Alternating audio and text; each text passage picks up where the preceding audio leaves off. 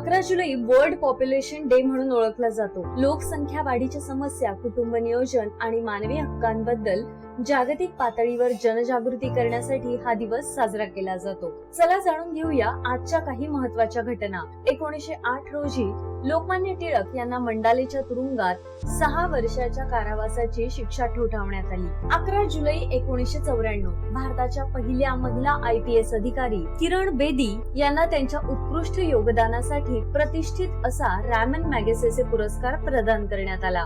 सन 2001 भारताच्या आगरताळा ते बांगलादेशची राजधानी ढाका या शहरादरम्यान आंतरराष्ट्रीय बस सेवेची सुरुवात झाली. इसवी सन 2021 व्हर्जिन गॅलेक्टिक कंपनीच्या माध्यमातून रिचर्ड ब्रॅसन हे अंतराळात प्रवास करणारे पहिले सामान्य नागरिक ठरले. आता काही महत्त्वाचे जन्मदिवस. जपानी उद्योजक कोकिची मिकीमोटो ज्यांनी पहिला कल्चर्ड मोती मिळवला त्यांचा आज जन्मदिवस. ऑस्ट्रेलियाचे महान फलंदाज डोनाल्ड ब्रॅडमन यांचा आज जन्मदिवस.